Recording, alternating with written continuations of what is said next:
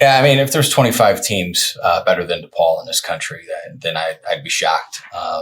They just are so good at what they do, besides being extremely talented basketball players. It was Morris at the start. Church just kind of keeps going the whole game, having a good game. Hell's just always there.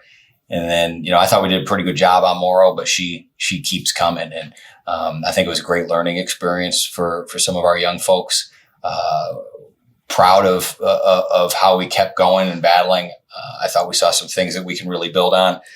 But we let them get too comfortable on offense early, and the basket looked really big to them. And then we did tighten up our perimeter defense, and we got really bad in the paint. We allowed a lot of front cuts and gave away some baskets there while we were scoring in the paint. We were still allowing too many scores around the rim for them. So disappointed in our defense because we've been pretty good in that area throughout the year. But certainly saw some things to build on, and a lot of credit to DePaul. They're just really good basketball team.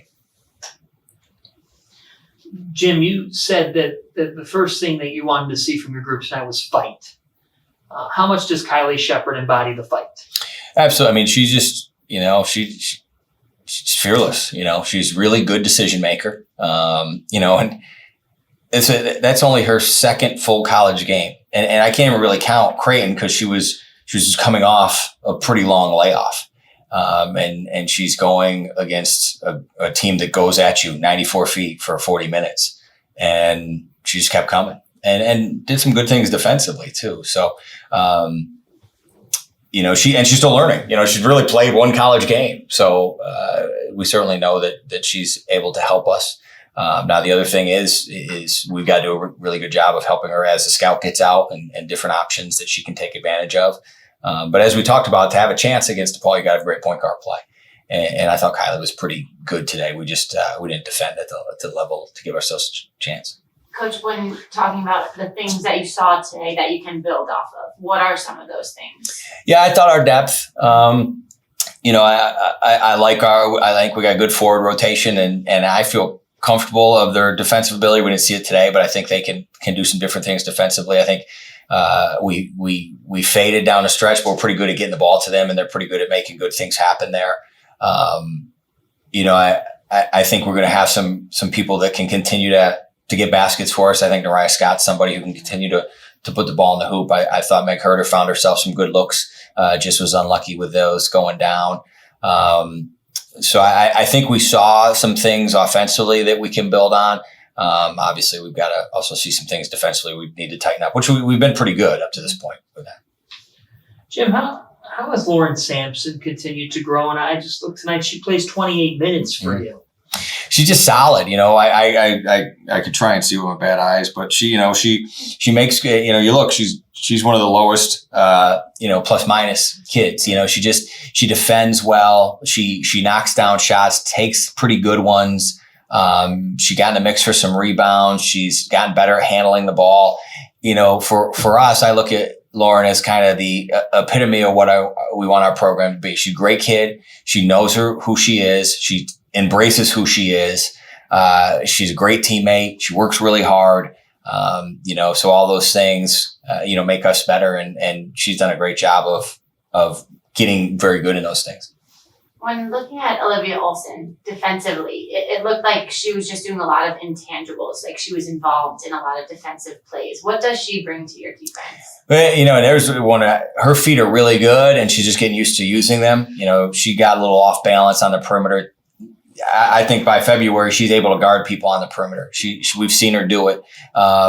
This one I think will really help her at the level you have to play all the time against teams like this. And in that second quarter, they took advantage of the matchup we had, and Bajelko ran by her a few times, and we didn't pick up Bajelko to cover for a live. I thought that kind of separated some things when we were hanging around. But she's long. Her timing is really good. She's got strong hands. Obviously, she jumps well.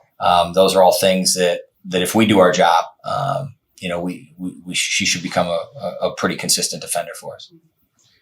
Jim, big picture, though, the last two teams that you've happened to play in the midst of this chaos have been DePaul and Creighton, a Creighton team that beat Arkansas. Yeah. I'm curious, after seeing those two teams, I know it's very early still in the season, but your thoughts on this league in general and what you're seeing. Yeah, again, it's a little chaos right now.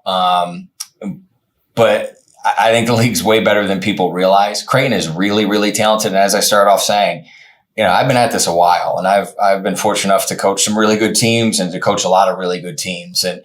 And DePaul's really good. Creighton's really good. Like those are top 60, top 50 teams, without a doubt. I mean, I watch a lot of games too.